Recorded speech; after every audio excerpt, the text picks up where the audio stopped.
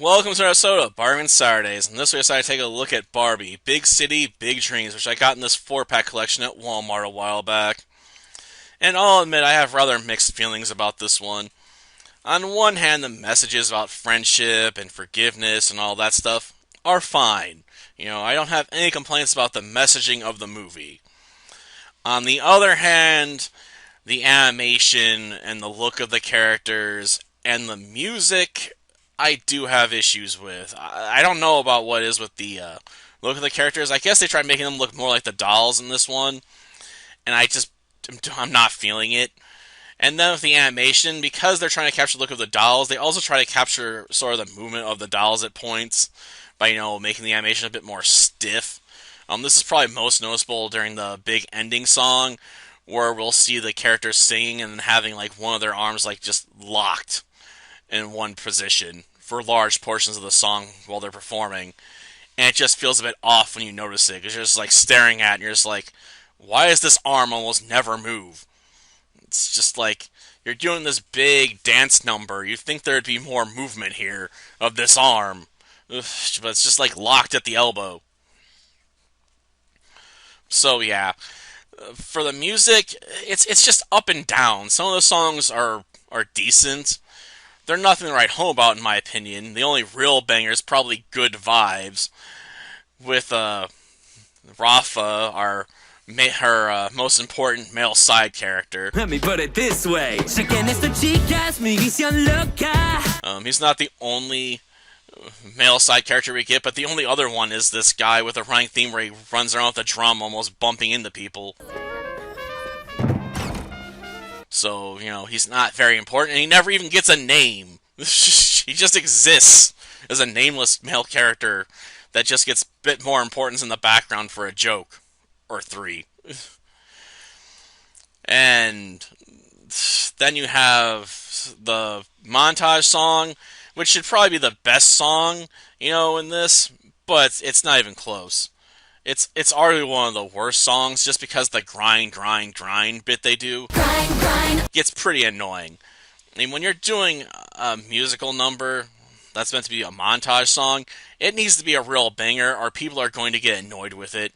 Because it's just meant to, fill time as you go through the motions, as the character learns everything he needs to learn, or is just winning a competition, like You're the Best plays during the Karate Kid. So, yeah, that's an issue. And since this is more of a musical, it's pretty thin on plot. I mean, if I was to sum up the plot really fast, Barbie Roberts goes to New York City to go to a performance arts school, meets another character named Barbie Roberts. They quickly become fast friends and refer to each other by where they came from, so we have... Why don't you just call me Brooklyn? That'll make things easier. And you can call me Malibu. Perfect. I love it. Me too. Yes, this does mean the movie's more diverse than, some other of the Barbie films, which is a plus in my opinion, because it's always nice to see some diversity. But eventually, they run into one of Barbie Brooklyn Roberts' old friends, who she became distanced with because she became super mega famous, I guess, on the internet. Became sort of a pop success. And then, somehow her dad got custody over her, so he forced her to not see her friends anymore because they were competition and had to be crushed and forgotten about. So, yeah. He decides to report that Malibu Barbie pushed Brooklyn Barbie into the opera pit in order to take her out of the competition. And eventually, they get proof because Rafa was filming things at the time, and he points out to Brooklyn Barbie's friend that, oh yeah, she asked me not to show this because, you may have popped up in it, and someone may have recognized you online if I had posted it. And she's like, oh, my dad did it, that son of a...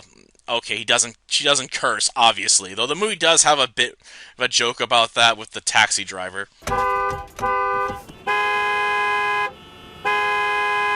But yeah, Brooklyn Barbie then goes to Malibu, California to bring back Malibu Barbie because she got, he got expelled from the school for supposedly pushing her in because she was seen by a board member who had more weight. And of course, she gets serenaded to come back. And then they win the competition, do the big finale solo together as a duo, and that's the end of the film. So yeah, it's not a very long plot, when you talk about it. So it really needed the songs to all be like bangers that would get stuck in your head, and that's not really the case. So, while I'm not going to say it's the worst Barbie movie I've ever seen, this definitely is one I wouldn't want to watch again anytime soon. Till next time, then. See ya. That's Gato, my muse. Gato, as in Spanish for cat? You call your dog cat? And he's cool with that. The only labels we believe in are designer.